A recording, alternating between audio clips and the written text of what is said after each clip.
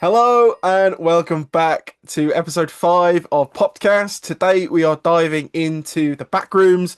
I can just see John in the corner of my eyes. We are talking all things backrooms today, as well as Scary Movie 6. As always, thank you for checking out PoppedCast. We are joined today, once again, by Riley. Riley, how are we today? I'm good. How about yourself?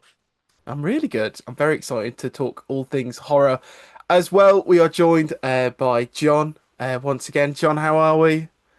I'm great. I'm amazing. I'm tired, but I'm ready for the back room. This is I already saw it. Backroom Z. Back room. That's the sequel. And we are thrilled to be joined with a long time friend of ours. It's an absolute pleasure to get him on to the podcast. We have Aaron. Aaron, how are you? Hello, hello. I'm good. I'm good. How are we all? Good. Yeah, are we Great. good? John's fighting the want for a nap. He's Yeah. soldiering on. The So back rooms are gonna consume him. the back room, they might have already consumed him by the looks of things. Look at his Yeah. little his setup in the background, little I live snapshot here. of his room. As always, we start podcast off with a little bit of a discussion about something that we've watched recently that we wanted to share about that isn't our main topic.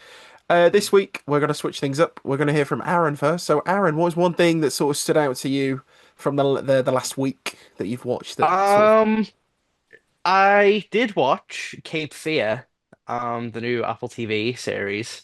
I did start that. I'm a fan of the movie, the Scorsese one. I've not seen the original, from I think is it the 40s. But the show stars Amy Adams and Patrick Wilson, and Javier Bardem is in the role um of the killer role. And yeah, no, it's quite good so far. There's only two episodes, but yeah, it's really quite it's very cinematic, like, which is quite neat. Like, for it being like a 10 episode like TV series, there's some really nice camera work, especially in the second episode, which is directed by the director of Madam Web, actually. So, she shows that she's got juice, so yeah, no, it's quite good so far. I'm intrigued to see where it goes. Oh, brilliant. Cape Fear came out. What? I know that. I didn't know Cape Fear came out already. Yeah, Madam no, Web came yeah, out. yeah, yeah. Yeah, Modern Web came out, surprisingly, That's so good unfortunately. now. Good for her. Madam Web came out. You know what? It wasn't that Happy bad. Pride Month. What, are we gonna get into the Madam Web's not that bad discussion? I hope. No. I haven't watched it still. Are we? Really? Let's not. No. It's not terrible. Just okay. It can't be. It has Dakota Johnson. We love Dakota Johnson. We The do. web We do. connects us all. We love It Dakota Johnson does. in this house. My mother was in the rainforest. What was it? Researching a spider god. My mother was Yeah. in the back rooms. Don't forget about it. Riley, what What? have you been watching? Um, Last week I finished watching Off Campus on Prime Video. It's if you like Heated Rivalry, you might like it. Maybe. I don't know. It depends. It's like a hockey rooted kind of romance drama show about a bunch of Hmm. young adults in college. Um, has kind of a central love story between the two main characters. It kind of copies the plot of To All the Boys I've Loved Before, if you've seen that, of like they're like fake dating at first, and then it turns into something. But then it actually gets like really, really interesting after it moves on from that and kind of explores like the traumas and the internal struggles of a lot of the characters. It's a fun little show. It's not my usual type of watch, but I enjoyed it for what it is. Yeah. Lovely. Nice. I've I've seen bits.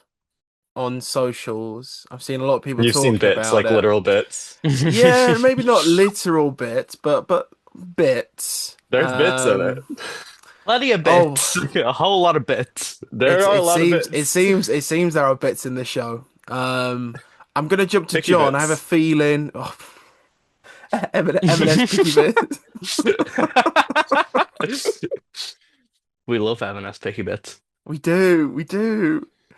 Right, Riley has none of it. I'll put in the group chat like, oh, picky bits for tea, and he's like, what's that? I'm like, What's are you a picky toddler? What the heck bits? is a picky Come bit? on, Riley. Come on, get with it. Get with the picky bits. Listen, they're slowly like bringing M&S food to the US. Like they got Call them the some Caterpillar. candies in Target. Yeah, they call them Caterpillar thing. We're But good. I don't know. Maybe we'll get there.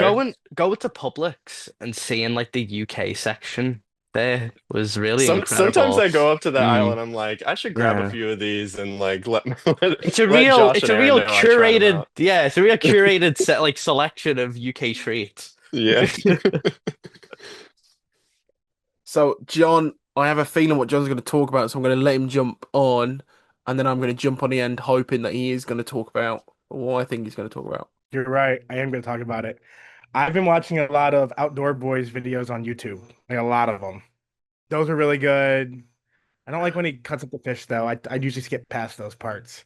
Um, I've been watching. Oh, I also watched. Yeah, that's mostly what I've been watching. I've been watching The Boys, but The Lego stuff. more interesting. What? The Lego Yeah. stuff. The Lego drama. You've been watching that? What Lego drama? You haven't- Oh, Yeah. Bricks and Yeah. blocks, whatever it's called. yeah, I've been watching that. But honestly, Outdoor Boys is like really good. You should check it out. Or is it on I've been YouTube? watching that. Wow. What else did I watch? Oh, I just finished I Am Frank Helda on Netflix. I'm gonna write a review for that soon. Look out for that. And also, yeah, the Bricks and Minifigs drama. He can't talk about it anymore. Did you guys see that? They've sued him.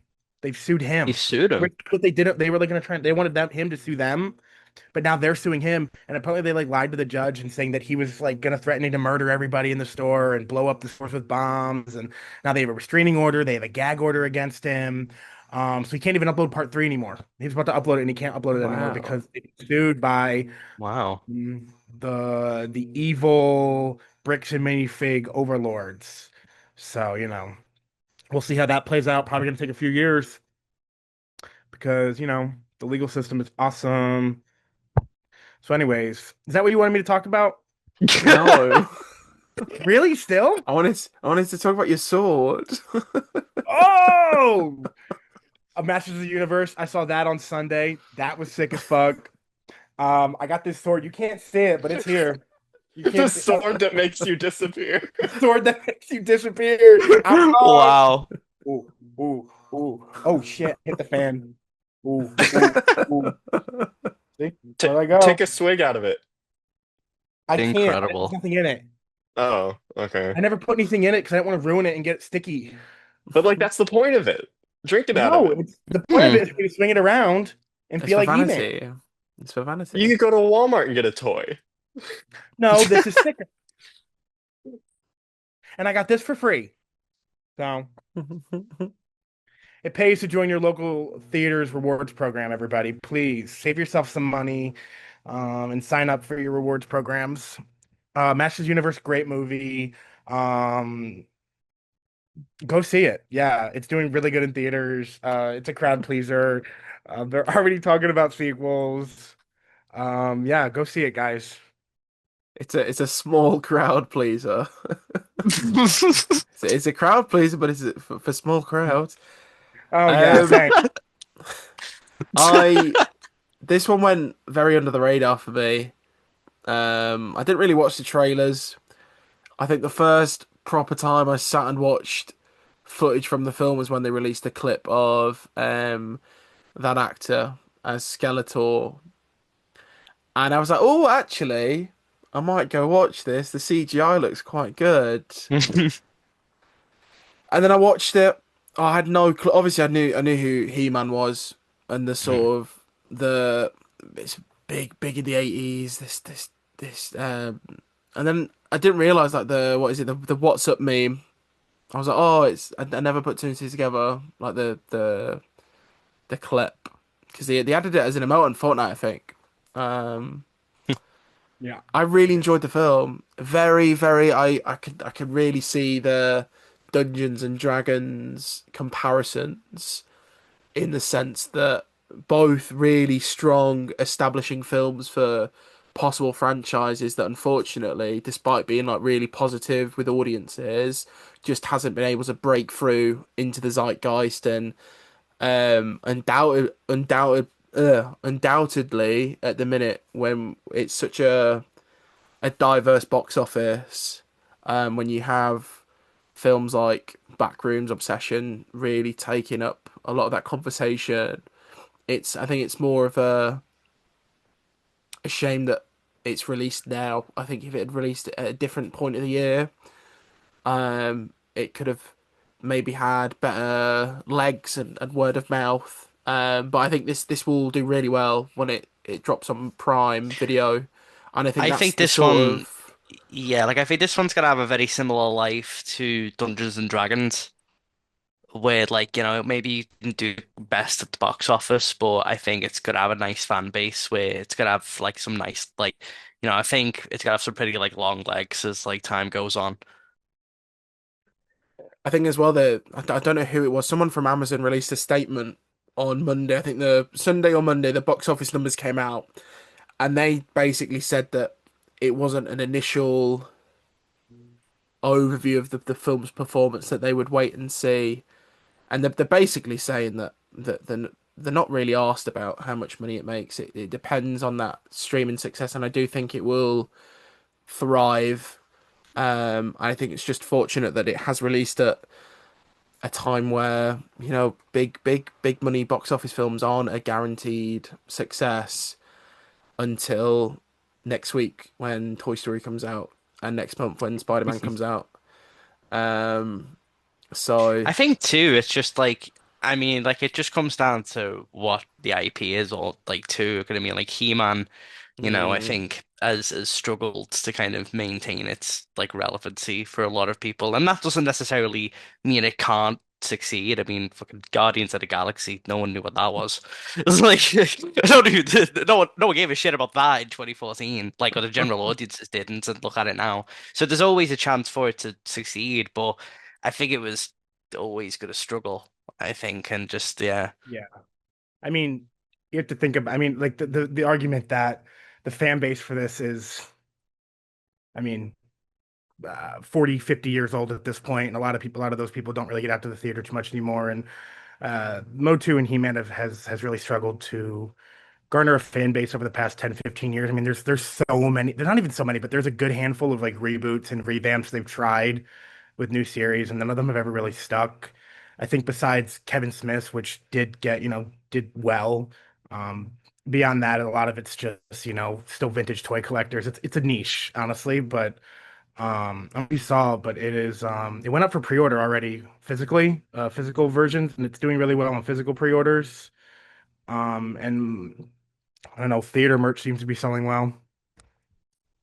It will, yeah, like I think it will have a nice loud following on like the internet and stuff, and I Yeah, think like it'll have a nice fan base that will sing its praises, and I think like when it goes to streaming, it'll probably have mhm, a nice like bump from that as well, even yeah, if it's not gonna like set the world on fire, but I think it's gonna have like people will at least enjoy it, and it does seem like people who were excited for it were yeah. happy with it, so it's like it really kind of probably is the best outcome for it.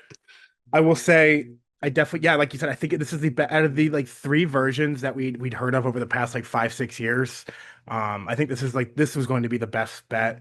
I forgot that at one point Noah Centineo was supposed to be He-Man for a very brief period, I and think that then was when it was at Netflix. yeah. yeah, Yeah. and well then that other guy, they got that other guy. I have no idea who he is. I forget even who the director was at that point, Hmm. but they had another guy, and then finally they got this guy, and this one actually took off. Shout out to Travis Knight. That guy rules. Everybody go see what's it called? Wildwood. Yeah, that's out later this Yeah. year. I didn't realize that's not even a studio release. That's going to be fully released by Fathom Events. Like that it doesn't seem to have a studio behind it besides Leica. Like it doesn't have like a Mhm. distribution. It's Fathom Events doing it, who just did Amazing Digital Circus. Oh, Yeah. That could honestly maybe really benefit it in a Yeah. way where they could And push it as more of like a fan-driven thing. Yeah, and that first trailer for Wildwood, I think, made a really big splash. Like I think people were really Yeah. for it. So shout out to Travis Knight. I don't know what he's doing Kyle next. Maybe it'll be Allen Mochi was too. cast. What? Kyle It was- Allen was cast. Yeah, and honestly, just thank God it wasn't him. I have no idea who it is. I'm sorry, Apparently, he Kyle was in Allen. West Side Story. Let's get Kyle Allen on the podcast. Is he related to Tim Allen? Hopefully not. Nepo baby. Coke Nepo He's not really baby. done much. He was Timothy in American Horror Story Apocalypse. Who's The Oh. young couple in the bunker. Can you speak English for me? Timothy? I don't speak Ryan Murphy. Yeah, I don't. I do. Okay. We speak fluent Ryan Murphy. Yeah, me and Josh. Yeah, I love that slop. Except for Monster, I won't watch Monster. That ugh. I tried to watch that and it was ugh. We should do a what we're not watching, and I'm gonna say Monster. Well, we're not watching The Watcher season 2. 'Cause that's No not one happening is live, apparently is it? according to Margot Martindale. Damn. Not happening. Ratchet First season of 2. that was not good. Like I don't know why they renewed it. It was not good. It was boring and it led to nothing. It sucked. I hate the ending. Yeah. Anyways, I'm going to hand this Shall we over to note that? Riley. Riley's going to take us to the back rooms. I am We are going to gonna take do us that. to the back rooms. You know who else took us to the back rooms? Ryan Murphy. Apparently. He did. In an Oh my God, he episode of literally did. American Horror And the Stories. set is still there. You can still go to the set. They built it Oh in the yeah, I mall. saw it's like apparently ripped up and yeah, tattered. I keep getting reminded that like there is that American Horror Stories episode, and every single time I hear it, it's like the first time I've heard it. I should It's watch like I get the same reaction every time. It just hits the same way. I think I'll watch that tonight. I never saw that. And then, you know who's in it? Christopher It's from The Sopranos. yeah, exactly. It's what makes it even fucking crazier. That was crazy. That was nuts. How did he get him? How did he get him to do that? How bad is your situation? He must have so much dirt on people in Hollywood. Oh, probably. So, Backrooms, the movie directed by Kane Parsons. Let's Allegedly. just go through. Allegedly. Allegedly. It's actually the older gentleman who directed it. Kane Parsons, the youngest person ever. He is 20 years old. He's 4. 20 seconds years old, more like. Yeah. In the backrooms that make you 20 years old. So, let's run through the synopsis real quick. Backrooms is a sci-fi psychological horror film directed by Kane Parsons based on his viral YouTube series and the wider Backrooms creepypasta. The story follows Clark, a struggling furniture store owner, and Mary, his therapist, as they discover a strange hidden dimension beneath Clark's store. This space, known as the Backrooms, is made up of endless yellow rooms, corridors, fluorescent lights, and distorted versions of reality. As Clark becomes increasingly obsessed with the space, Mary is drawn into a terrifying world connected to trauma, memory, and a mysterious research organization called Async. And we've got, gosh, I don't know how to pronounce his name. Did anyone? Does anyone? I'm Wow, sorry. Mark Duplass. No, Wow. not Mark Duplass. Bill Bennett. Chiwetel Ejiofor? Is that right? Yes, Yeah. that Yeah. sounds right. Yeah. Chiwetel. Okay. Yes, Chiwetel Ejiofor plays Clark. We got Renate. Is it Renate or Renate? Renate. Renate. Oh, we literally Renate googled Gosh, we this. did Renate not, we did not Renate, do our yeah. research We here. literally googled this. Oh, Renate no. Rainsver. Yeah. Rainsver. Ridersver. The woman. The woman, yeah.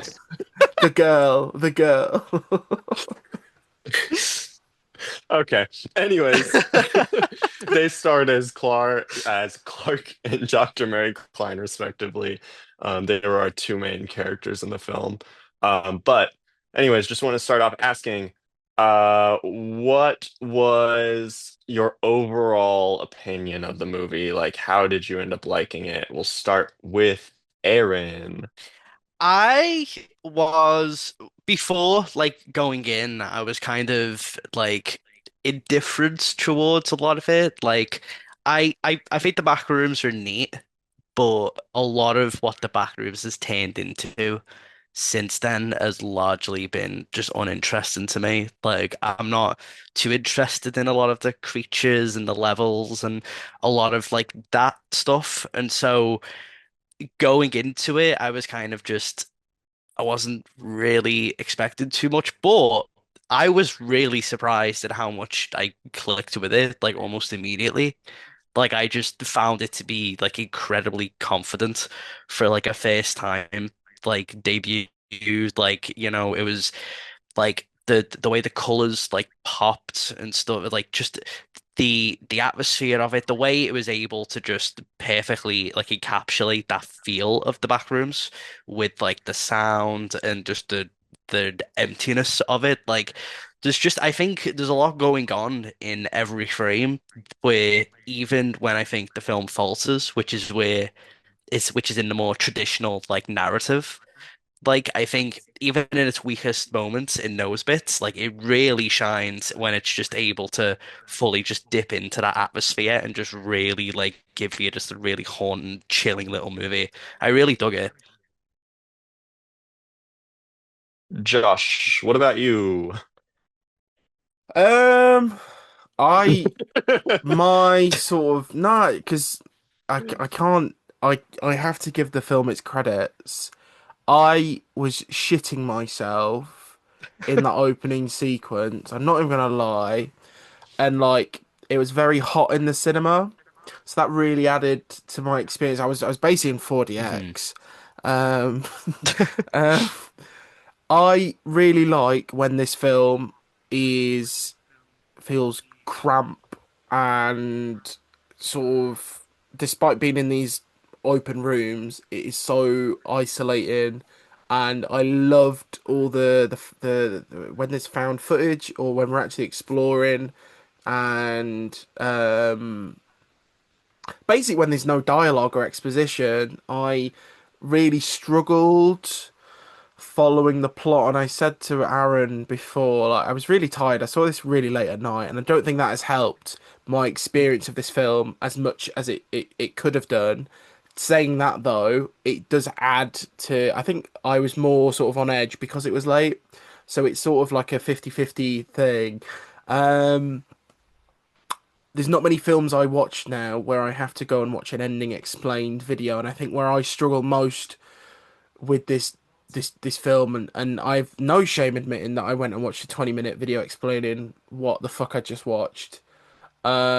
Even though I sort of knew, and I think the film really collapses as a whole for me with the dinner scene, because I think what Mhm. I, as someone without that added context of what the backrooms are and the creepypasta YouTube series, all this stuff behind it, I was aware of the backrooms as a concept. You know, we've all seen those shite Fortnite creative maps floating at the bottom. Um, but I think They're so good. What do you mean? oh, I just Backrooms Tycoon, get me on it, get me on it. Um, What a game. it just really lost me with the lore, and I would have much preferred. And this sounds really lazy as a film watcher. I would have loved it if it was just wall to wall, like almost found footage, Blair Witch-esque, panic, chaos, shit's going wrong in the back rooms. Like, fair enough, still have this idea of Clark stumbling upon it, but have the film descend into chaos, have him bring even more people in, and it just be a shit show of these. Because what are they? Demons, snapshots? What are they? The Still life. bacteria, the what? The still Yeah. lifes? Yep. Mhm. There's these they sort of have an armada Sorry, I got a blocked nose. Um, but some of it really works, some of it doesn't. So I was sort of 50-50. It's not a bad film. I think for someone's first feature-length film, it is a really good film. I think it works well when it is that isolating backroom stuff, and then when they start talking, I was a bit, I don't know. But yeah, JJ? Well, it was no Masters of the Universe, but you know, it was also no Outdoors Boys. It was good. I say that I did like it. I didn't think it was like fantastic, amazing. Um, I think definitely for like a first time director and being so young. I mean, definitely great shout. I just think I think I agree. I don't know. I just think it. I agree. I'm someone who doesn't really like found footage films. Like I find it hard sometimes to be immersed in them and to really um feel it. But I do agree here. I think it was Josh who said it that I think I enjoyed it more when it was found footage, and even when it was like still like the beginning, I would say more found footage. But like when it was still the narrative, but we were looking through the camera, I think that had much more of effect on me than just like the regular like just like the regular scenes. You know what I The mean? first hour or Yeah, so, I yeah, think is like really strong. Like I think yeah, that's like the strongest point where I think a lot of like that fan footage stuff is. yeah. Like I think like a lot of those sequences are really strong. Are we doing spoilers? yeah, we can do. Sorry. Yeah. Yeah. Yeah, like I think I would have liked I think it might I don't know, I think I would have liked a little more time with his employees in the back rooms too. Like we have them for maybe 10 minutes, if that. But yeah, like there's in the scene, obviously when they're lowering down Crop Top, I don't know his name. I don't even know if we get his Bobby, name. His Bobby, name's Robbie? Bobby, Okay. They lower him down and they're like it's all through the camera. Damn it, Camera. Bobby. I don't know what it was. What? Bobby, Damn it. Bobby. Damn it, Bobby. You got me All stuck in right. the back room. All right. Dang it, Bobby. Do I look like I know what a backrooms is? Oh, John's gone. Anyways, no, I found it much more interesting and I enjoyed it much more than when they were just like I don't know when it was just normal digital camera. I liked it more like I don't know. I think the film grain adds it. I feel like the film grain is just so much more impactful in that environment because that's the it kind of mirrors that era of like this is just like 90s or 80s like office building bullshit liminal LED I don't even know what that is whatever those lights are but whatever you want to call those um Fluorescent. fluorescent lighting just the draining fluorescent lighting that just washes everything out and I don't know I also think like I think it would have been scarier you know what I mean? I think it would have been a lot scarier told through that the found footage. I didn't find it too scary. There was actually there's one scene where it's like a jump scare and it's not even in the back rooms. That's the only one that got me. The rest of it was fine. I kept looking over and my friend was like hiding behind a blanket. And I kept laughing because I thought it was funny that she was hiding behind the blanket. And I also thought the movie was funny. Um, those are my thoughts. That's Cool. how I My thoughts, I kind of like echo what Josh is saying a little bit. It's a little different because Josh's complaints are more surrounding kind of the stuff that he felt he didn't know about the story, kind of some of the concepts of it. And I don't see many issues in the film with that stuff. It obviously does end a little bit ambiguously, and I think it's meant to feel that way. But I don't think it tried to pull from like lore too much. I actually think it did a really great job at not doing that. Um, but I think that on the opposite end of things, it decided to try and tell an emotional story and make these emotional like story beats based around the characters and based around memory and their past. Um, And I think that's become a lot. I mean, I'm not a huge horror person. I'm probably the least horror person out of the four of us here, but even I know like in recent years that's become a pretty common thing in horror, just exploring trauma continually, exploring memory, exploring your past, exploring all of these things about someone's psyche. And so there's always like a lot of symbolism in these movies. In this movie, it felt like it forced that a bit too much. It tried to force the symbolism and like it had to be something, like it had to say something. And in reality, I don't think it had to.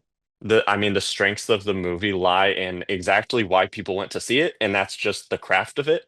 It's the atmosphere and the concept itself, and that's what brought everyone to the theater. So at that point, trying to create a more traditional narrative out of it, I think is kind of pointless in a sense because you're trying to sell an audience that's already coming to see it. And to that point, same goes with found footage. At the point that like it has this much of a draw just conceptually, you can go all in on being weird. You can go all in on doing something like found footage. I do think it's very interesting that, like, for a lot of people, the weakest part of it is the script, and Mm, the script is not by Kane Parsons. It's yeah. written by someone who has been in the industry for a while and has written and is, I think was a writer on Ash vs Evil Dead and Westworld and a couple of other. They're mostly in TV, but they've been in like the industry for at least like a decade, and so I do find it interesting that like it's really like for people, Kane Parsons' craft as a director is really where people are really hooked in. So that's why I think like the next like the sequel to Backrooms or like whatever Kane Parsons is doing next, which I think will be Backrooms related, like it'll be interesting to see if they do kind of maybe loosen like the leash a little bit in the sense of like because I know apparently Kane Parsons has said that like some of the more like narrative parts of the movie are kind of for him like the not the weaker parts but like kind of the stuff that he didn't gravitate towards. So I Hmm. think that is like an interesting thing where I do wonder if like in the future if this is something where like because this almost had to have more of a narrative to almost like maybe because in the eyes of A24 and some of the producers on this like it needed this to get people on board. Like I do think like Kate Parsons definitely made this movie and made it with the full confident vision and stuff, but I do think as well like judging from the sounds of it there are also a lot of people who've helped in terms of building that narrative side of it. And so it'll be interesting to see if you'll go scrap that. I want to maybe go more into the atmosphere where I think people really do seem to like that from him. Yeah, totally. And like from what I've seen him like say just during the press tour and everything, like the way he talks about it and the way he views the back rooms and the way he wants to explore the world of it sounds so much more interesting to me than any of the emotional beats in the movie. And like I don't know, like obviously his I don't think writing is going to be his strong point. That's not what he does. He's filming these things. He's working in Blender and stuff. But so I think maybe he might not have the best level of like humanness to be able to like really flesh out anything emotional, like everything emotional. So I'd love to see him at least as a co-writer and someone else brought in as a co-writer. But what he's been saying on the press tour, just like about how he views the psychology of it, is just like absolutely fascinating. And I'm like, why was he not one of the writers? It's baffling to me. Mhm. Um, I wouldn't be surprised if he is like maybe writing or maybe gets a story credit or something in the next yeah, one. I wouldn't be surprised if he gets more involved in that next time. yeah, I'm hoping so. So before you guys went to see the movie, like what was your experience with Backrooms as both a concept and the Kane Parsons YouTube series? JJ, did you like watch the YouTube series at all? No, No.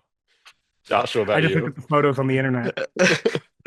Yeah, that literally my sort of consumption of the genre or franchise, whatever you want to call it, was literally pictures. Um, I it's weird because I remember when they announced they were making the film, and obviously at that point I knew what it was. I knew about the concept, but I've never, even when they between the announcement and the release, I've not really indulged myself in the material. Not because I didn't want to, but I just it's just not something that's sort of strikes me as my sort of thing. Um, It's hard to know where to start too if like you've never like really. I guess that's why I'm kind of glad the movie exists now because like yeah, beforehand because there's just so many different interpretations of it. And it's Ryan like Murphy's it's not included. like Exactly. it's not like traditional Hollywood stuff where it's like, okay, you have a streaming service putting out this big thing and they're advertising it in your face. Okay, go watch this at this place and watch this thing.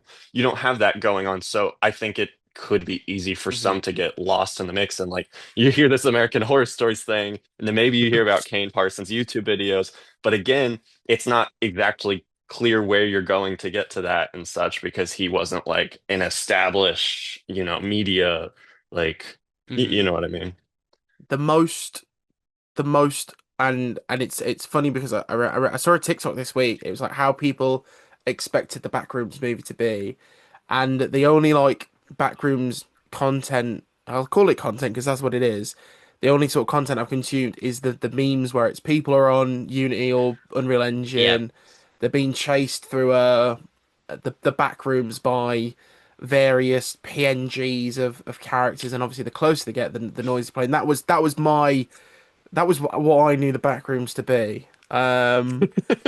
So it was quite funny seeing the TikTok because I've just realised I've seen it, but that's a very different interpretation to the YouTube stuff and the pictures. But yeah, And Aaron, had you watched it before? Yeah, like I'd seen the Kane Parsons series and enjoyed it, but like that was like a similar thing where like as soon as like you're just introducing monsters and like evil creatures and stuff, I just kind of like zone out.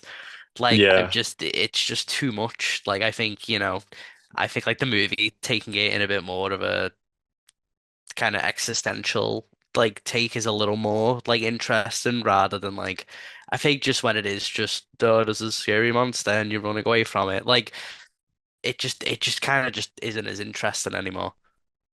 Yeah, I definitely tend to agree. Like I'm glad that they shifted away from the lore to a more existential emotional type thing.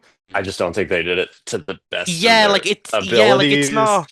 not the So best, but I it's appreciate that they went in that direction because like yeah. it was at least something. It was like Like I was like joking that I like jokingly quoted that scene from Tenet that was like, "Don't try to understand it, just feel it." And it's yeah. like you can to an extent, and maybe you should, but you can't fully because those dialogue scenes take you so out of it. When you hit that Yeah. dinner scene, it's just like slows the heck down, That like is that completely. is that is a scene that ends really well. But Yeah. I think the build up to that is a struggle because it feels like everything's going a bit too like quickly, like the turn that like it all felt like it was one of those where I think like that scene with maybe just a little bit more like writing or just like with a little Mhm. more could be fantastic. If Like, it was tightened up, if it hmm was a little shorter, if it, yeah. yeah. Because it ends really well. Like where that sequence ends up is great, but like it is a very awkward scene that I think yeah, Yeah. it's weird in a way that I like, but also in a way that like is feels like the movie doesn't quite end.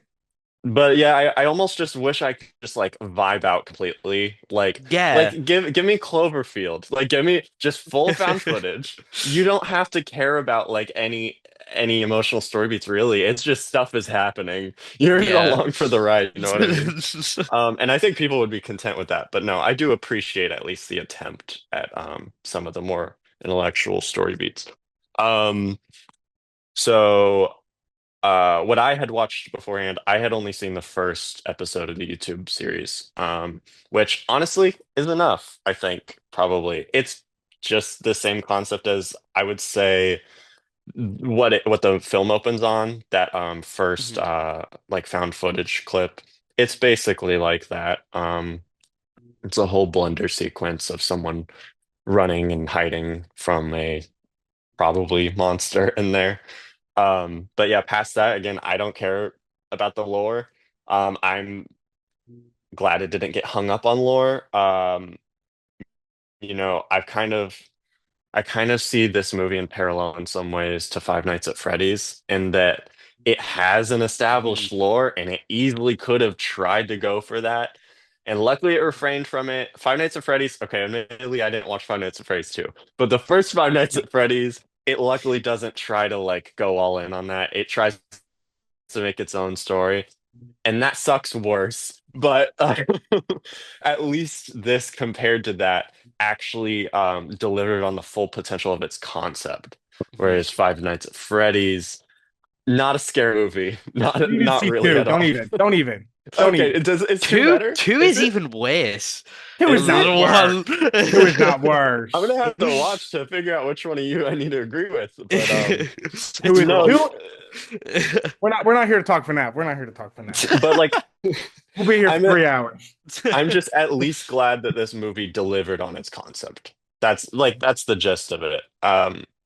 It had every chance to fail at that, I think, but I think they did well by just trusting the guy who's done it before, and they said do it Of again. yeah, like of these like internet horror like movies, like that are like based on like these like horror like IPs or whatever, like specifically, I think like this is far and away the best like movie, best like that we've gotten. Because I mean, like when you compare like the Five Nights at Freddy's and stuff, like I think just in terms of this is the one that has like real like craft behind it, is like feels like refreshing in a way that Yeah, like maybe whereas like some of these other ones have felt a little too formulaic and too lazy, and just in terms of how like what they're going for like is yeah, it's too lore driven, or it's too driven by these things that like may only interest a specific audience, but then it struggles to actually resonate with anyone else. Whereas I think yeah, Backrooms is, at least from like the looks of it, has done a good job of introducing this thing to a lot of different people. And yeah, people have been able to go in and find different things from it, even if they don't come out of the movie loving it completely. right. And so do you guys think, like, how do you feel about this shift of YouTube creators becoming directors? Obviously we had what was the one a couple of years ago? Talk to Me. Um, we just Yeah. recently had Obsession. We've got, you mentioned earlier, Amazing Digital Circus, which technically that's a finale, but whatever. They're all doing really well at the box office. So how do you guys feel about this shift, and do you think we're going to continue to see like a bigger evolution? I do think it's interesting how like this whole like YouTube horror movie like sort of trend or like whatever. Like I do think it's interesting how like films like Talk to Me and stuff, the actual like fact that it was directed by YouTubers was kind of like it was in the marketing, but it wasn't necessarily like all over it. Like a lot of the posters and stuff don't necessarily tell you that like it's from like these specific YouTubers. It was just two filmmakers who happened to make YouTube videos who just made a really good horror movie. And I think that's kind of what we've been seeing recently, is that I do think there is a bit of a difference between something like Iron Lung and then something like Obsession, where like Iron Lung, a lot of that's like marketed on the fact that it's by Markiplier. And it's by this YouTuber, it stars this YouTuber, he is the face of it. Whereas like films like Obsession and stuff, I think can also get by on the fact that they are just good films on their own, regardless of whether or not they're by a YouTuber. I think Shelby Oaks, I think is interesting that that's probably, of all of these films, was probably one of the loudest of being like, the fact that it was from a YouTuber. And it was probably the one that like I think of all of these has failed. Like I think the loudest of them all. It didn't do terribly, but it's still, I think, like compared to all of these others, it wasn't a runaway success like those. I think because people just didn't gravitate towards it, and the fact that it was by Chris Stuckman wasn't really a thing either. Like I don't think the YouTuber horror like thing is necessarily a hook for people to go and see the movie if the movie is bad. I think it's just that we're in a lucky spot where these YouTubers are making really good fucking movies. And we're lucky that we're in that, and I hope it stays like that. That's where I think we should be hoping that they're making good movies and it stays that way. Josh, you have any thoughts? No, I just think I think I've only seen obviously Talk to Me, um, and then I didn't watch Iron Lung. I didn't watch Shelby Oaks. I just think it's great that we have a platform, a route, in a time. Because I think this industry is very hard to break into.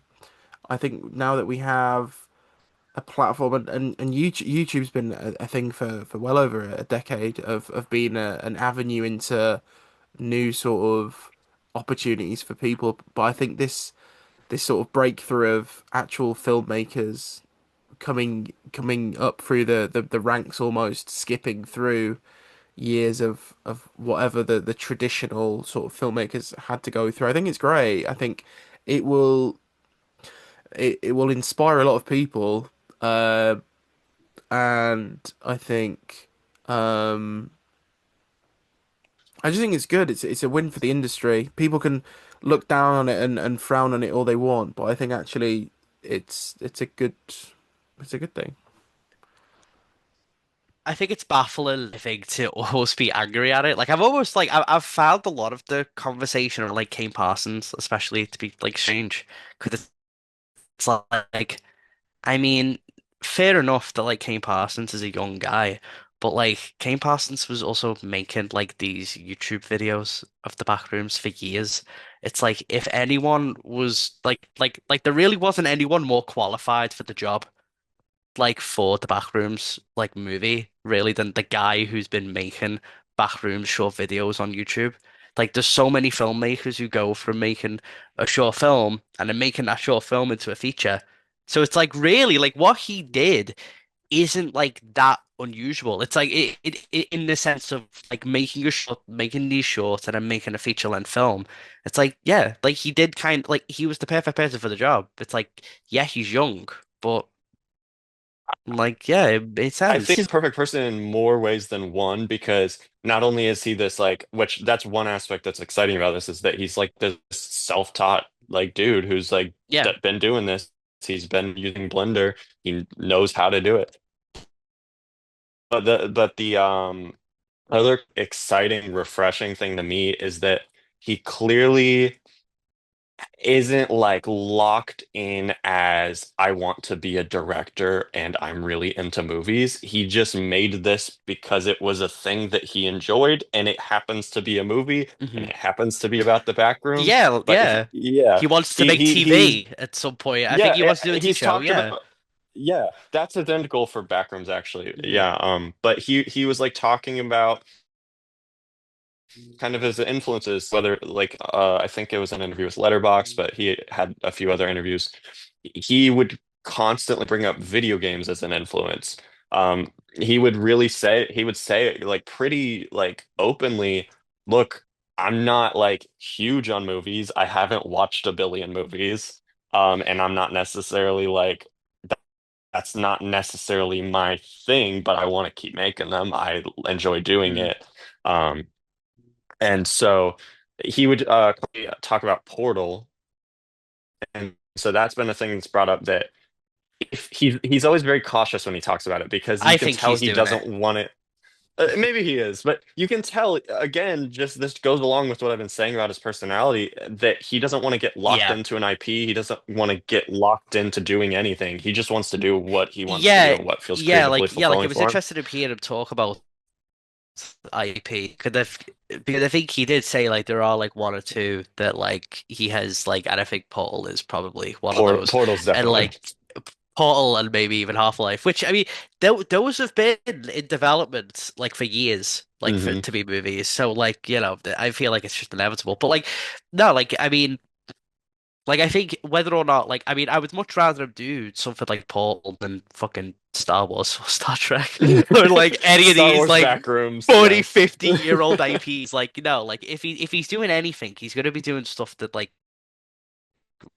resonates with him. And like I think it's really interesting that we've got a filmmaker whose actual influences aren't just the same old, and the fact that we have got like because even some of the actors were saying that for the movie too, that like you know that yeah, like working with Kane Parsons, a lot of his like influences, a lot of what he was harking back to, she never even like heard of or even like had really considered. And it's like, yeah, because it's probably like video games and baby shit, like stuff that like she's not thinking about, like Yeah.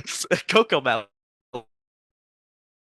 like And that's frankly just what works. exactly, And yeah. hopefully studios This is are this going to is learn from that. Hopefully they're this not is going what to take away the happened wrong during lessons, like you new know. Hollywoods back in like the 60s and the 70s, where like a lot of that Hollywood needed fresh blood. It needed filmmakers to come in and say, this is what the young people want to see, rather than just relying on 70-year-old execs. So do you think that like studios are like what lessons are studios going to take from sorry, I might have cut out there. What lessons do you think studios are going to take away from this film success? Do you think it's going to be trusting in the vision of young creators? Because probably not. But or do you Creepypastas, think creepypastas, new creepypasta, thing. liminal space? Because like my big thing is I think there's a lot of potential in SCP, secure, control, protect, if you know what that is. There's a lot of potential in like SCP, creepypastas, all of those. Like I like a fucking Jeff the Killer movie that's like Long Legs or Gosh, something. no. Like I don't know. Like it's like I think there's a lot of potential if you're giving it Mhm. to a filmmaker Yeah. who could look at it and go, even if it's like bad material with these creepypastas, there are ideas, there are nuggets in there. Like the actual Jeff the Killer story sucks, but like the actual but there's a but like that the image of Mhm. Jeff the Killer and stuff is like is has traumatized people and like so like there's something there in a story like that. A lot of these creepypastas, even if they're silly, like maybe Squidward Suicide, maybe that maybe we'll get an adaptation of that. Nickelodeon, get on it. Uh, So I think we're already seeing like SCP starting to be mined, like not even just starting, like the video game Control basically just Yeah. straight up adapts it, and I think Well, we're gonna see a lot more of Control that.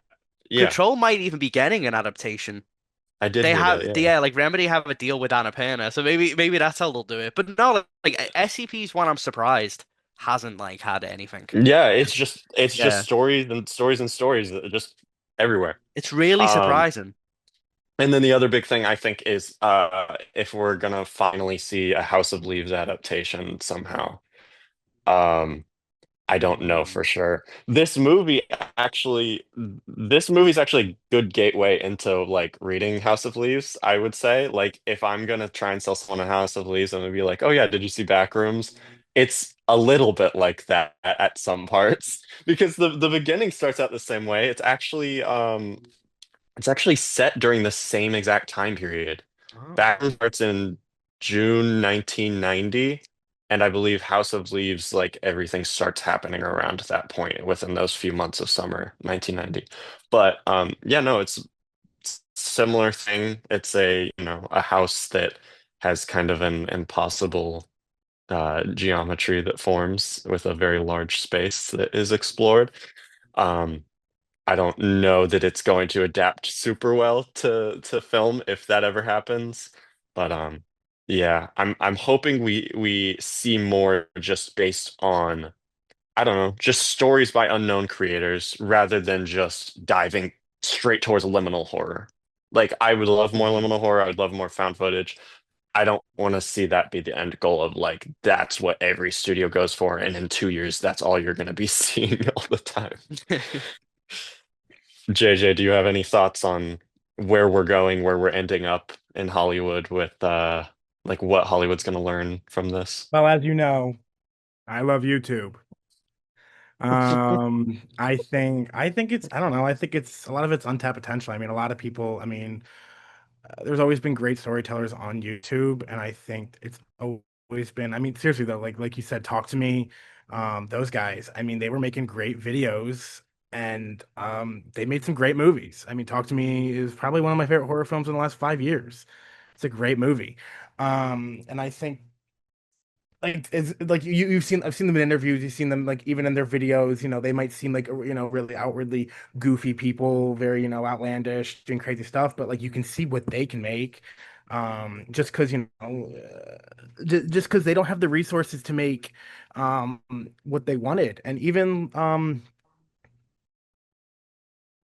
like look at the Bricks and Minifig guy. I mean, that's a full on like I'm gonna bring it up. I mean, it's a full on at this point like docu series at this point. I mean it's something you would see on Netflix. I mean they are like obviously a lot of streamers are in the game of like docu series and true crime stuff, and it's you see how it's captured so many people. I don't see why they can't keep digging for more talent and finding people who are able to, take the resources that they're being given by studios and make great things. Like Beast Yeah. Games. I will say, aside from his use of generative AI in the series, and then again, that's another thing. Just I'm not gonna let him off for that. But I mean, it's another thing about resources. I mean, they weren't exactly very lucrative, but I mean, it's all about getting resources. Sometimes, it's all it takes. So I don't see why not. I don't see it's not a big deal. I mean, those people are literally, I mean, they're literally, filming things and they're learning how to edit and they're not exactly, writing characters, but we as we touched on that with Kane, I also think it's a great idea if they were to get another writer in the room with him or just get a writer and just have Kane, like you said, just give him a story credit, help him with that, but let somebody else handle fleshing out the emotion, the characters, all of that. There is something to be said as well, I think, about how there's a mix of like old and new blood with Backrooms, just in terms of how like you've got James Wan, you've got Osgood Perkins, you've got like a lot of these producers on board with Kane Parsons, where like there is like an element of like you have these older filmmakers, not necessarily like teaching like Kane Parsons how to make these, but you've got these, filmmakers who entered the pipeline 20 years ago, overseeing, what the filmmakers of today are doing. And I think it's in a way that it feels quite organic and feels I think there's a lot of good that could come from that. Whereas like I think rather than there being that divide of the old and young, like having these things cross over and seeing where, like, I think Kane Parsons can benefit from, even if it is just something like James Wan and Scott Perkins, maybe even introducing him to some of these movies and stuff. Like, I think there's a lot of good that can come from these young filmmakers coming into Hollywood and maybe showing a lot of these older, like, people, like, hey, like, this is how young people want to see movies now. This is what we can advocate towards. Yeah. Yep. And speaking of older filmmakers, maybe we can move into talking about Scary Movie 6. Although I am Ooh. gonna dip out. I have not watched this movie. I've actually never seen a scary movie.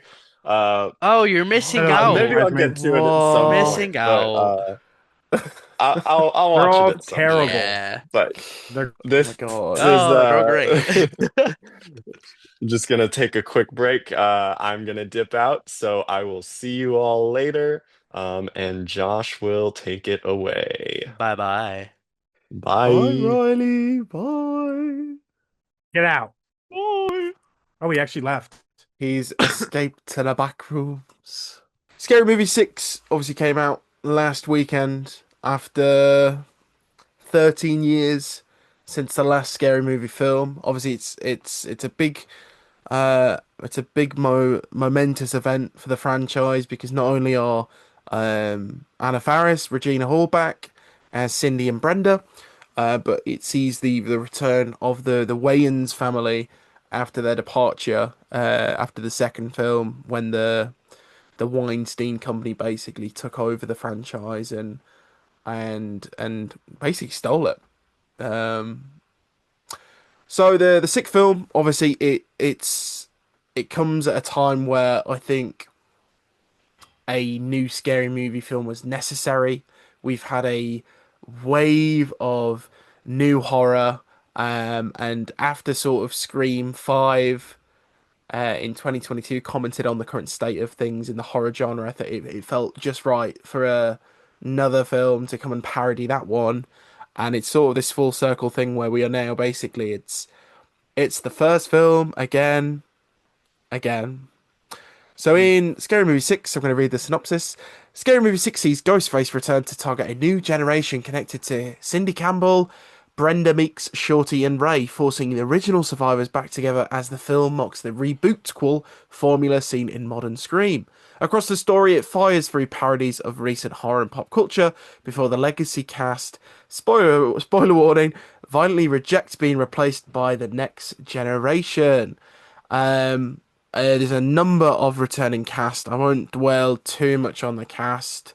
Though I will say I counted, there are 11 Wayans family members in Wow, this film. Really? So if incredible. there's one thing that they don't need to worry about is keeping the electric running for the next few years. They're all booked and busy. They're all in this film. And that's a Incredible. range of Wow. generations, but fair play to them. Um, I will kick things off. I don't know. I am ready to get a lot of like shit thrown my way. So here's my dilemma. On one hand, I really enjoyed this film. I was laughing, I was hooting, I was hollering. On the other hand, the film itself, from a film standpoint, is fucking awful. The plot is basically just you've been framed. We've got various clips. John's gonna be like, what the fuck's that? We just What do it's you mean? just scene after scene after scene. There is a narrative, but they've clearly just absolutely butchered the fuck out of it in the It's editing room. really, yeah, it's super loose. Like I guess it's trying to be fi it's Scream 5 for the it's like it's loosely Scream 5 with a bit of Scream 6, but then it also detours like all the time to like whatever movie it can. Like It it's frustrating. it's like when you're on TikTok, and it's a very different TikTok film to the Super Mario Galaxy movie.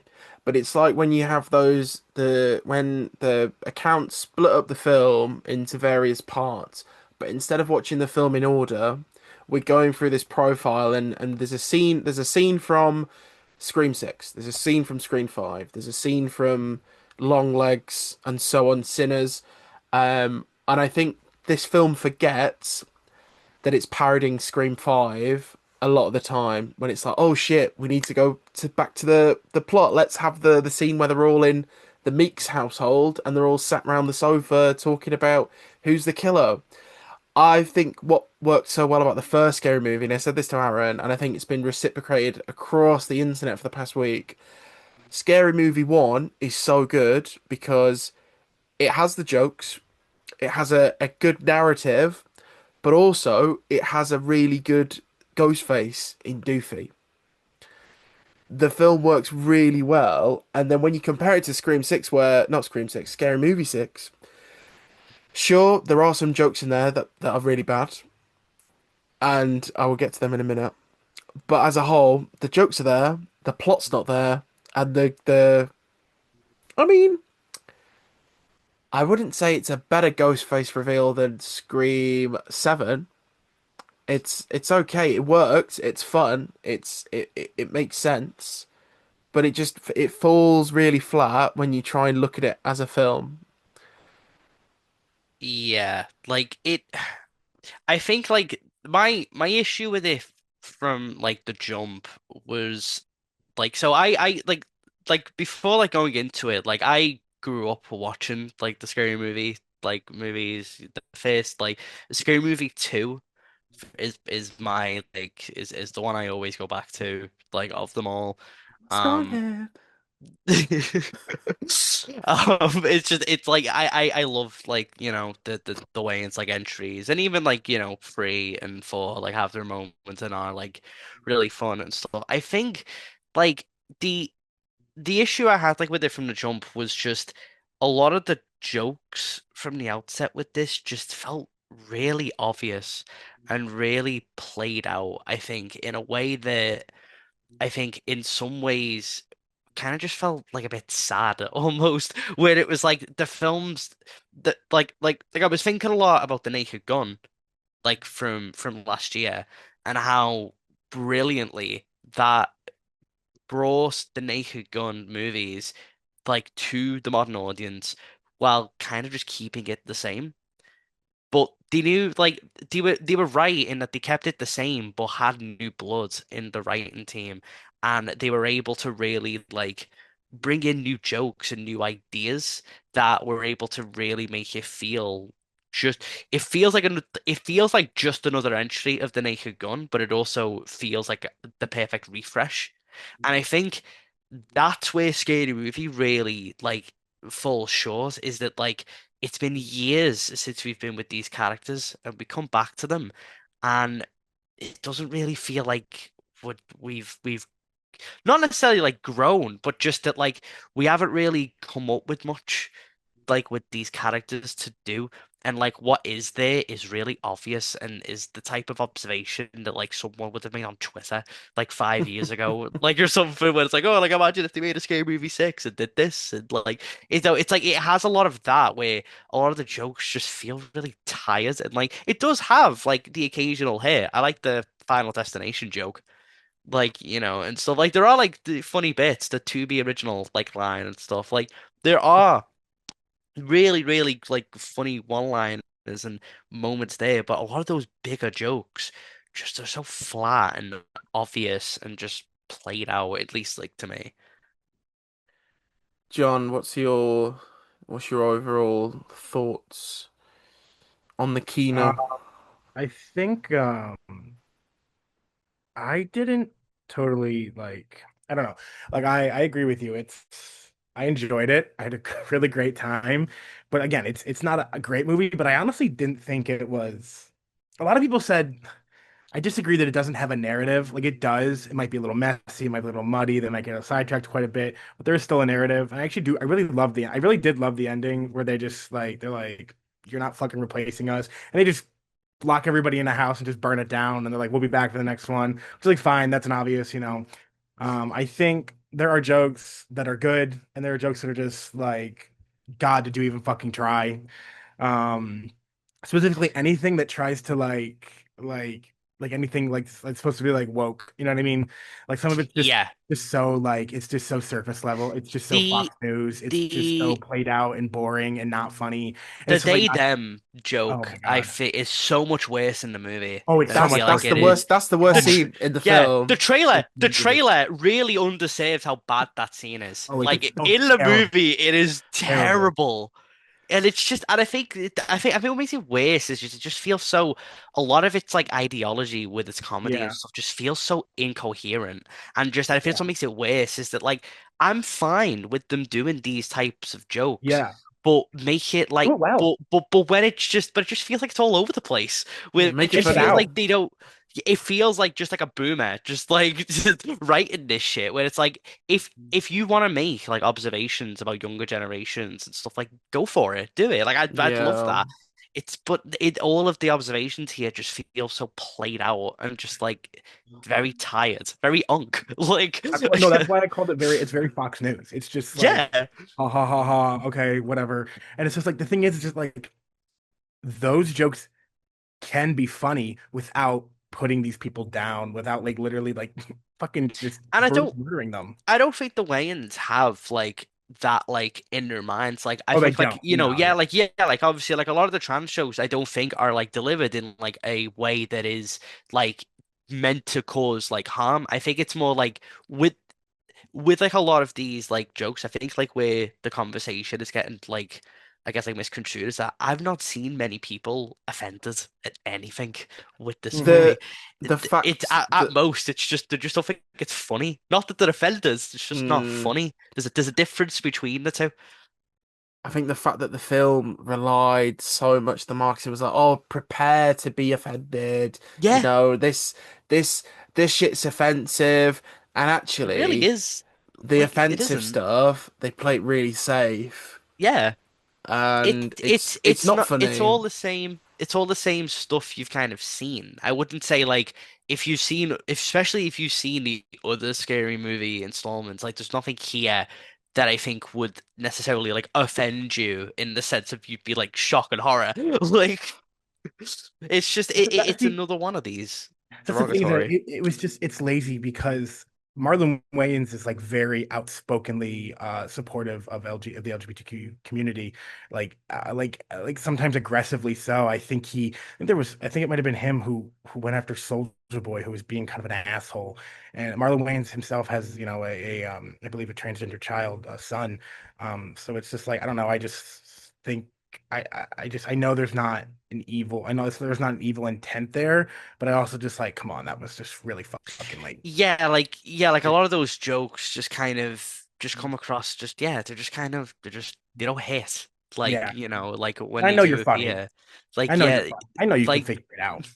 it's like like I'm sure like there's probably funnier material you could come up Yeah, with. Like that's the thing. yeah, It's not that these sub like it's not that this subject matter is untouchable.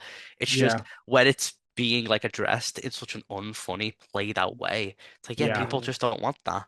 Like, Hmm. and I think like Scary Movie, like I think when it does just go right, it's Scary Movie 6. We're just doing it like scary, like it's fine.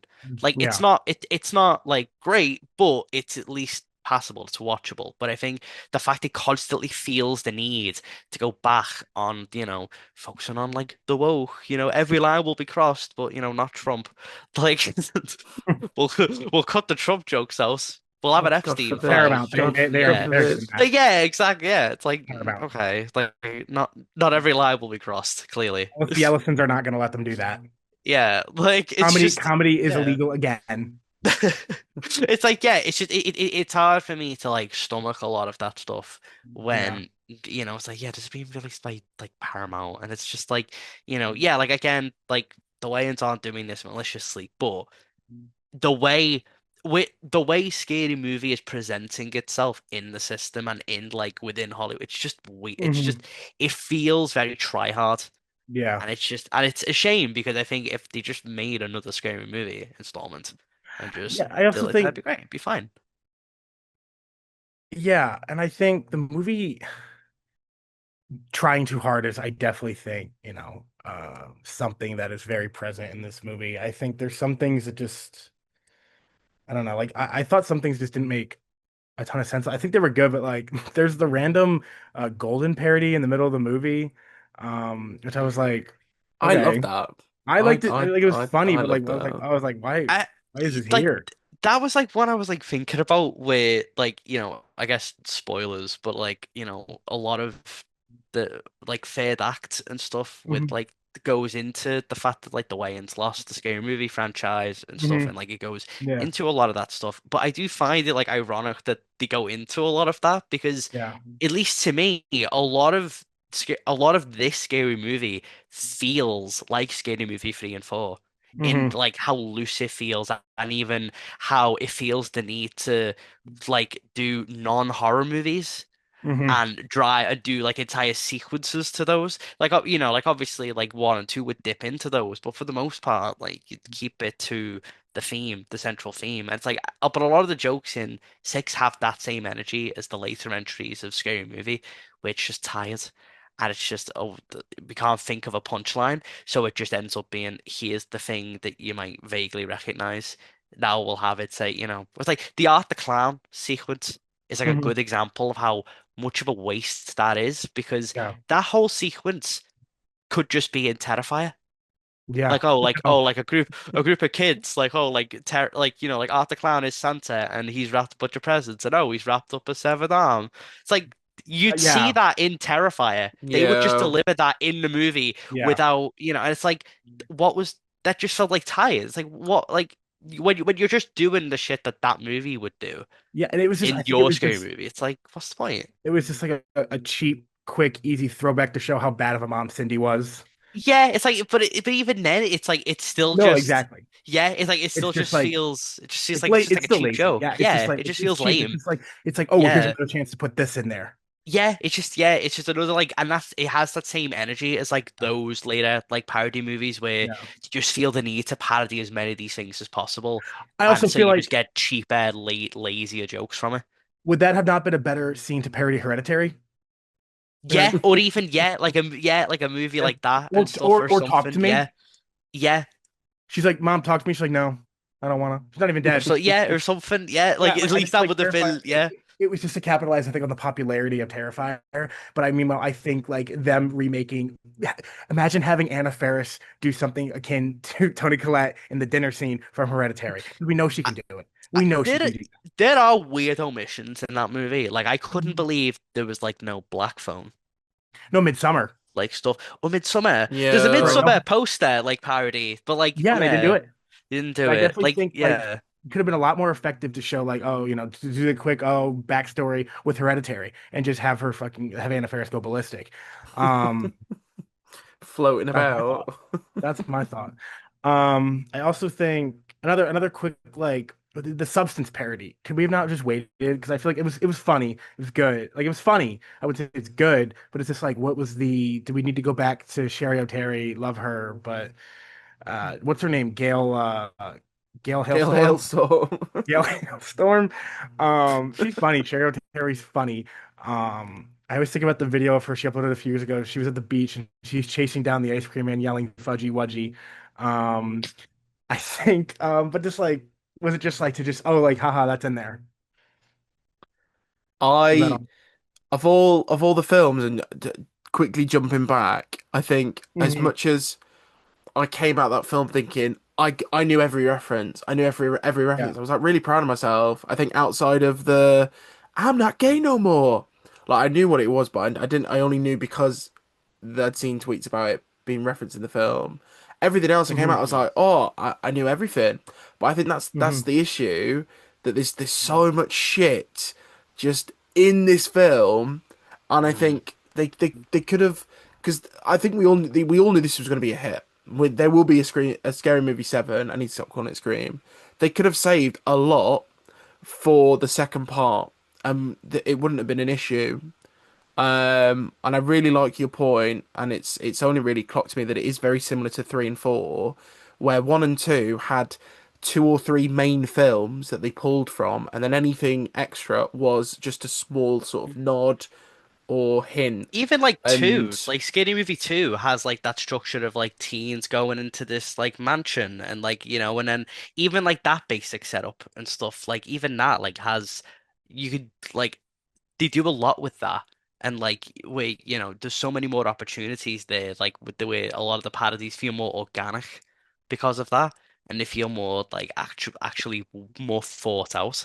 Whereas like when it is just evolving into like, because a lot of these just evolve into like Family Guy style cutaway gags, like the Michael literally, trailer and stuff. Like, well, apparently the Michael and there's a lot of things because I wanted to talk about this.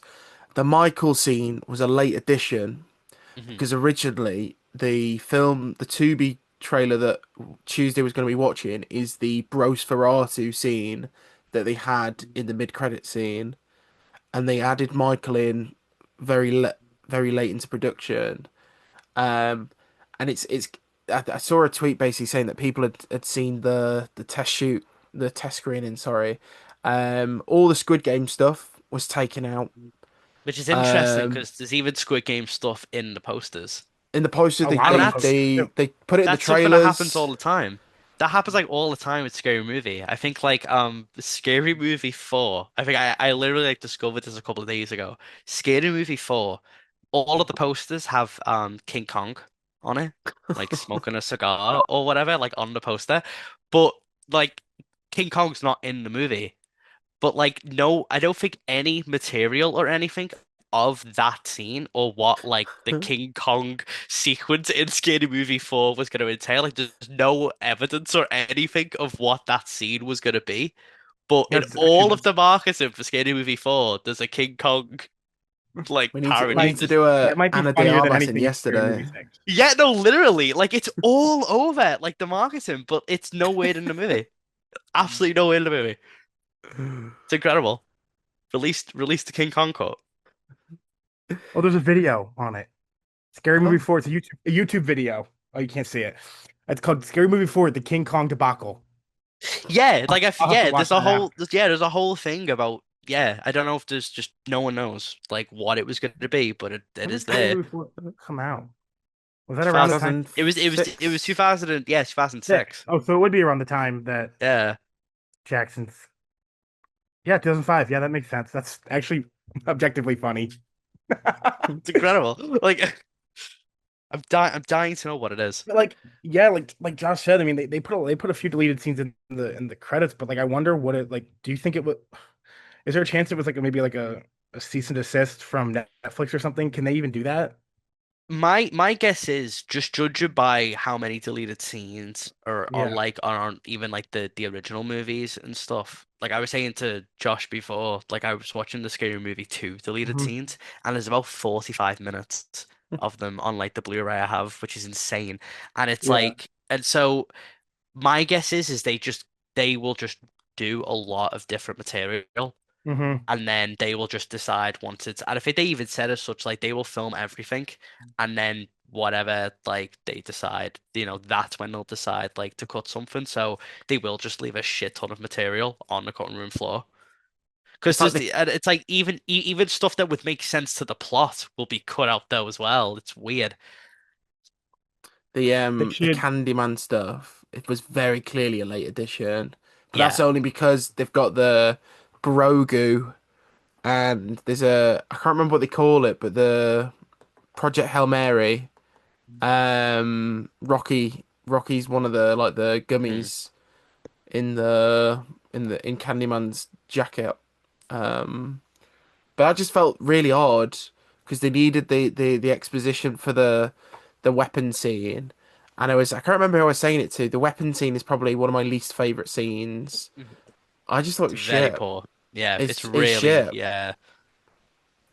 I Like the think 6-7 reference, which is oh, just just dates the awful. movie.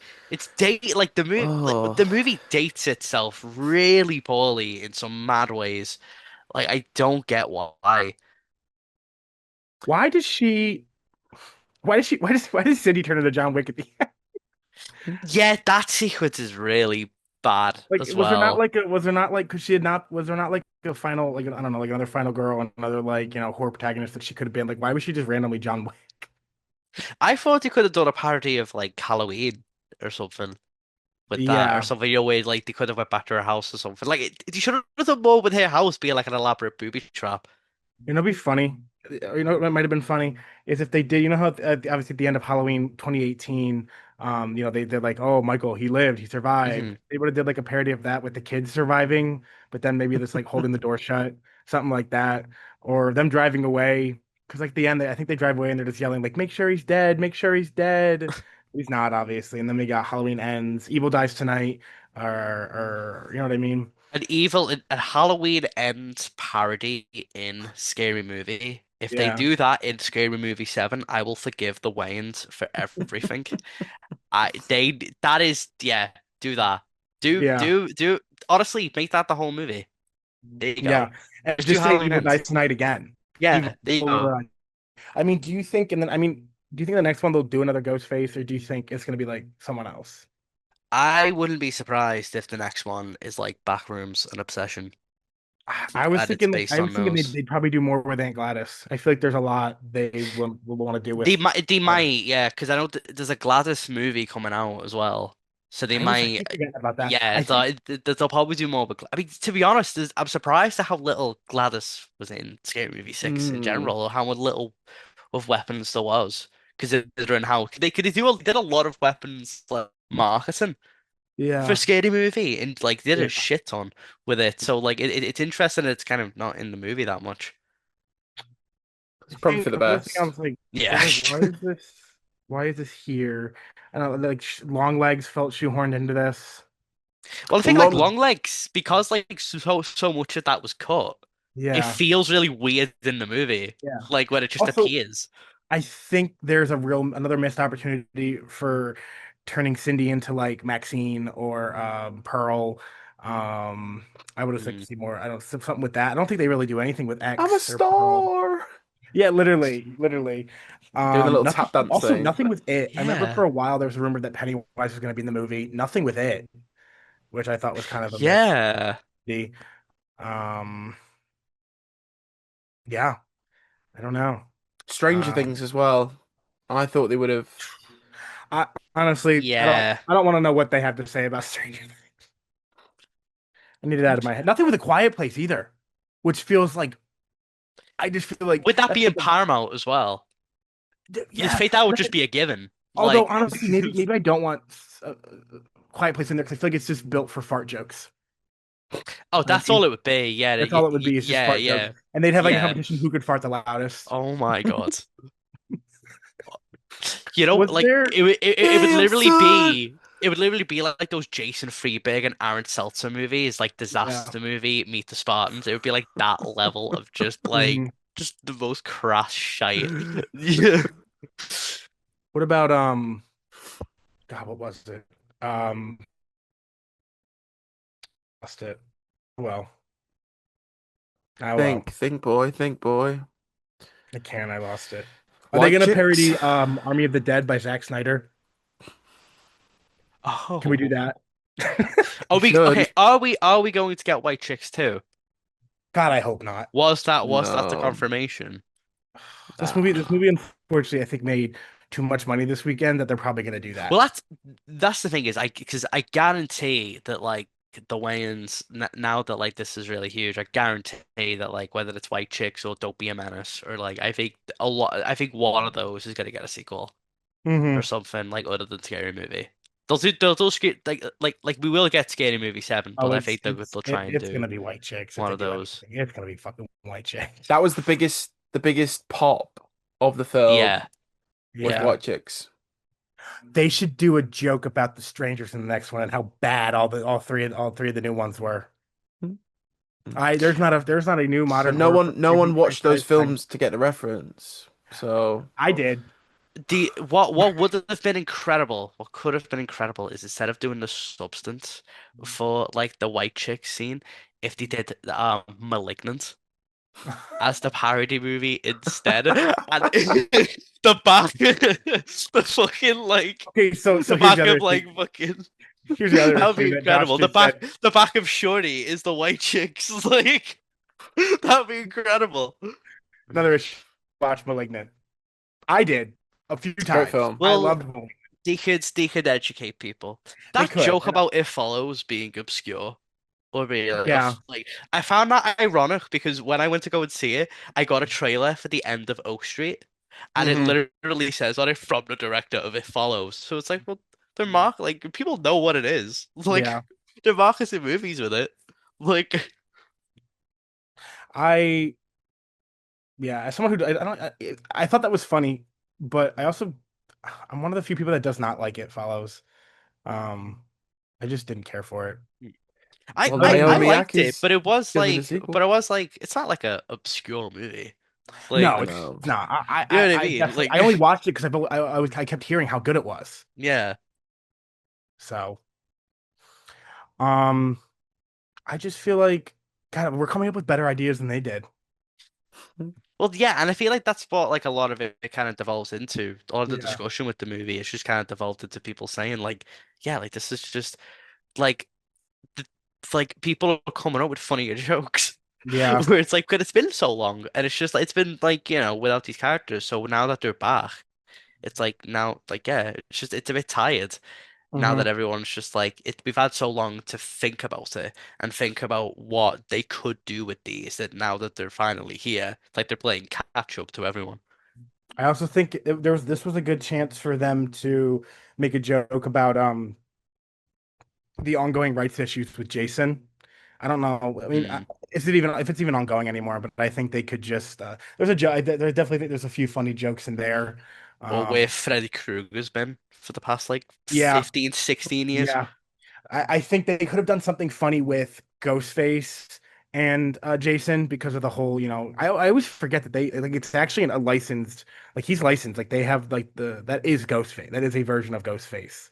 Mm. Because the movie ends and it literally has like the Ghostface logo.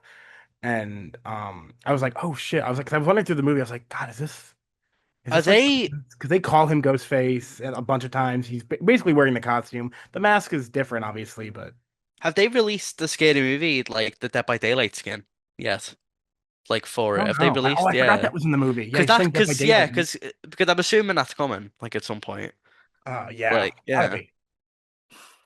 I don't know. I don't play it. Josh, what do I've not you played it for ages, so Oh, never mind. I'm Would a that I'm a would LARP that I'm a bring you back? LARPer. DBD. No Josh is chance. LARPing. that game's too sweaty now. I've reached that age where it's not worth trying. Um, Maybe when I was 21, Hmm. but not anymore. But now It's too you're it's too much. It's too much. It's too sweaty. It's too. You've got to be in the right headspace. You've got to be locked in, and I just do not have the mental capabilities to work as a team and get those gens on and escape. So yeah, yeah. It's I fair. think I played one game and I was just like, this. I would love to play more of it, but I preferred Texas Chainsaw Massacre. That was I like that one. ugh, rip. Recipes. No, it's still a thing, isn't it? It's just no one I plays it. honestly don't know. I didn't play it. I They think it's took it still off Game around, but yeah, Pass. they They just took it don't. off Game Pass, and then Yeah, I just wasn't bothered. they just don't Um, update it anymore. But I think you can still like play it. I liked that they parodied the kid. I think you brought this up already from Final Destination. Him walking out, and he's like, "Boy, I can't believe I've survived." Because Um, of my penny. this is my penny. Yeah, and he gets crushed. I did like that roller coaster, the Final Destination roller coaster. That was funny. I will say though, I actually did not like the new characters. I did not like Tuesday. I did not like her daughter. I did not like the Jack guy, Quaid. Jack Quaid, fake Jack Quaid. I don't know. I just didn't like them. I was Yeah, I happy. no, I wasn't too keen with them either. No, and Tuesday was honestly like, it was just like, okay, I get it, but like, it's just not funny. I think the Mm, the best of the trio is Sarah, but she's only Yeah, the positive is she is convincing enough that you think she is Cindy's daughter hmm. because yeah. she's able to mimic a lot of those mannerisms that she has, especially in those first two films. It's I just wish they it's a gave him good more to job. do. It's a really poor caricature as well of Yeah. Sam from Scream, and after so many drug jokes, and I think the best one is when she's eyeing up all of Tuesday's IV drips, Yeah. and I think one of them says like the good shit. Yeah. Um, And she like she injected herself she into it, rips and it. she's just like off her fucking gourd for like the most of the scene, and she just But keeps like she's really like she is quite funny and like clearly like really talented, like that actress. yeah. It's just like I just think it's a shame that like they don't give her much beyond her just acting like Anna Faris. Where it's like Mm, Yeah. she's good at that, but like they don't give her much beyond her just doing that. Especially in those scenes where Anna Faris just straight up teaches her how to be her too. And it just at that point it's like, okay. Like it's like those parts was like it was a shame that she wasn't given like more like of a chance to like maybe bring her own like Hmm. vibe to it as well as like bringing like the Anna Faris interpretation because like that she is good at that. That's all she gets. Yeah. I did like I did like Nurse Ratched. I thought she was funny in the hospital. I thought that was a funny parody. That actually Abby felt or here. I thought that was actually like like I don't know, it felt like actually like inspired and funny, and the actress was great. I think she was a Wayans too. Hmm. Yeah, she I is. think yeah, she is. Yeah, she is. I didn't even realize how many Wayans are in the movie. Josh Is it said Kim that. Wayans? I think it is Kim Wayans. Yeah. Yeah, Kim Um, Wayans. but yeah, I think also I thought it was crazy there was a hard ice slip in there. Paramount Hmm. though, innit? Last year, which I guess doesn't really matter because there's like we said, there's a Michael Jackson movie reference in there. That actually that made that was funny. I like when he's like, "Yep, it's Sharpie." That was Smile is one that got caught, I think. I've just Yeah, remembered it's there was part. a because It's Smile is like nowhere. It's in the trailers and stuff, but I know like in the posters, but there's it's the scene nowhere in with the movie. there's the scene I with think it's in the movie. Where is it? Bobby. Bobby, and I Yeah, think you're right. she Sorry, sees yeah, Bobby but at there the was another. hospital. I think they were meant to do a parody It of was the the Squid Game. sequel. Oh. I Yeah, think so they were gonna. Yeah, the Squid Game sequence in the trailers is a mixture of do you know when they're in it's when there's multiple people in Smile when they're too. It's like climbing when they're all through the when they're all wall, chasing after. and Yeah. then it transitions into red light, green light. Um, I reckon we'll see that full sequence eventually. Because I think it becomes Yeah. it's clearly when she's in the house, because she's Mhm. got the John Wick get up on. But it also could be before she actually leaves the house, and it might explain why all of a sudden she's dressed up in a suit like John Wick. So it'd be interesting to see Mhm. where in the film it would have fitted in. Because I reckon it's in the house where she nicks the car, maybe. I don't know. I liked I liked the ghost face reveals. Those were funny, except for Anthony Anderson. I don't find him funny. I thought Shaq hilarious. I liked when he was Yeah, down, but then he stands up and he's fucking Kevin Hart? I Kevin did Hart. like the scenes of Anthony Anderson talking, and then you Mhm. can't see Shaq, Yeah, where it's yeah, just like I did those shots were funny, and like I yeah, do, and it would be even funnier if Shaq wasn't even there, like for yeah, those shots either, and yeah. it's just like, I like but when they were that like Kevin Hart said no. Kevin Hart says yes to everything. that scene was funny, but it did go on like a bit long. Oh Because it yeah, does I do agree. once it just evolves into this Anthony Anderson just like improv and just saying Oh my shit. God. Like I It's said, he like knows once fucking it what like that's like that scene like there's too much improv there yeah. where they're just saying shit and it's just like I was like Wow. zoning out like after a while Also, like couldn't believe it's still going.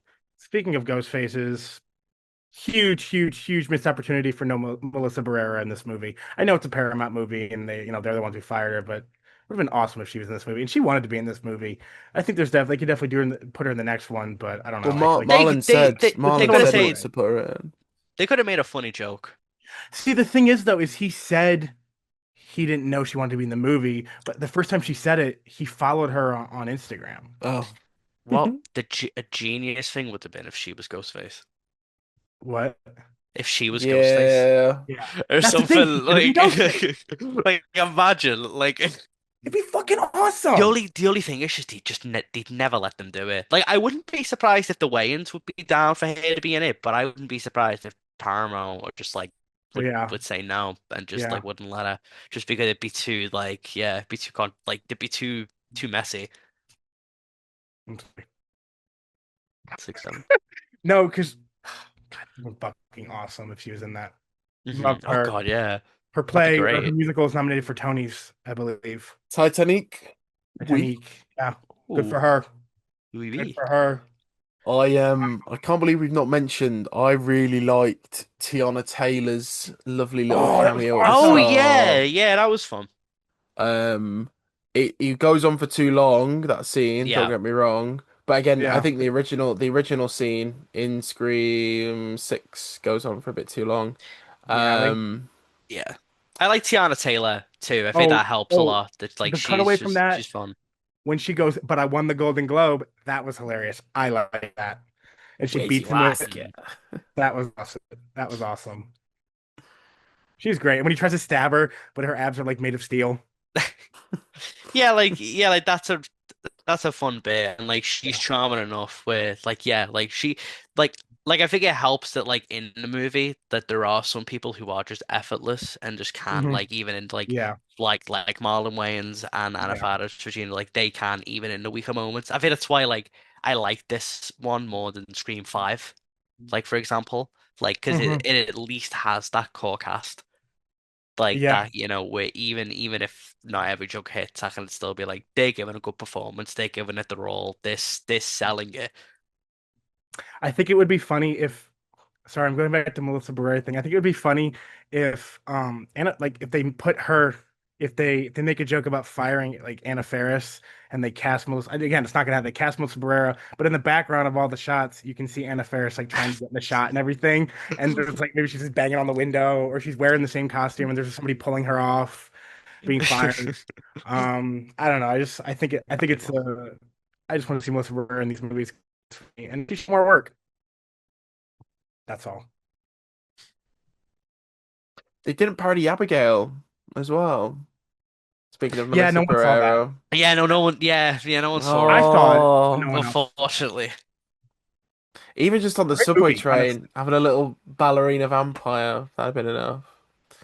They didn't I parody the Shape honestly of think Water. like that is a movie where like a part of me wonders if the way it's like fuck I wish that did well because that would have been if that was a movie that did well they would have been all over that. Mm. You kidding? Like with like a little girl vampire, the amount of jokes that they would do with that. That's like they probably wished that was like $1 billion movie just so they could actually parody it. Are we all in agreement?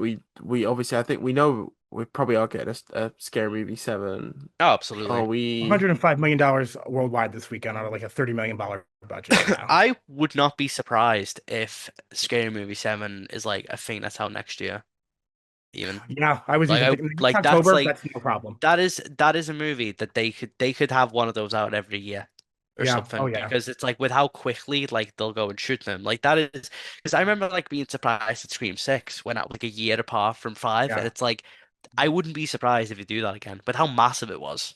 Like I think the as I think the downfall of that though, and Scream 7 proved it, and superhero fatigue this, mhm, sequel fatigue that. Scream 7 was so. I feel like the politics of the franchise aside, mhm, there was natural burnout. I think because of how long it was since 4 to 5, and that jump from 5 to 6 was great because actually I really enjoyed 5. 6 was good, but then it was so quick after. Well, there was a little bit more of a gap, wasn't there? But just by the time 7 came out, I was like, oh, another one already. I think Can we what not didn't like? help with 7, I think, was also like having it beat like Sydney and going back to here. Whereas Yeah, at least 6 ends at a point where it was building to something and was building to like probably like another trilogy or something like where the next one would theoretically be like the capper. So it felt it at least was building to that. And then yeah. obviously like, it all went tits up. But it's, Shit yeah. happens. Shit happens. Shit happens. I think that is a very natural place to put a pin in it. Um, John, is that a pinky up? And Oh, I thought you were yeah. saying little hand up. Yep. Thank you very much for listening to episode 5 of PoppedCast. If you've made it this far, fair play. You've had to put up with our waffling for almost 2 hours. It's probably a bit Hmm. short in the edit. Thank you, Aaron. It's been Of an course. absolute joy having you on. We will have to get you Absolutely. back It's been a pleasure. Anytime. something in the future. John, as well, thank you very much. Yeah. Always a delight to have. Obviously, we had Reiley on as well. Thank you to Reiley for But joining they us. got him. They did get him. He's been There lost you to the go. back rooms. What can do about it? Rip my But guy. yeah, rest in peace. All our links for Popped, the website, the YouTube, everything, all that good stuff. You can go find us below wherever you're listening or watching. Stay tuned for the next episode. I'm not making any promises this time. Our last episode was like a month ago. So We will see you if we're next week. if we're here in 2 weeks, consider yourself lucky. If not, we'll see you for the You got D23 review in August. you've got Supergirl. Things are coming out. We should You'll do a have full stuff. That Masters of that the Universe. that film will need as much coverage as it can get. I tell you what. Exactly. Don't Exactly. You even. could do your part. It's fine though Listen. because Superman is in the trailers. He's in the clips. The It's gonna bring. Superman walk-ups. It's They put gonna Grogu in the bring title and they people. couldn't fill seats. Don't even. Don't even. The amount of copium that I've been trying to defend that film's performance at the box office. Yeah, We move. it's gonna be rough that weekend. Fuck you. Grogu. Anyhow, Wait, thank you very my boy. much. We will No, see you very this is funny. soon. Make sure you follow, See you next week. subscribe, do all that good stuff. Well, 2 weeks. 2 weeks, John. We don't do every week. 2 weeks. Thank you again for watching, and we'll see you very soon. Good night. Bye bye. Bye.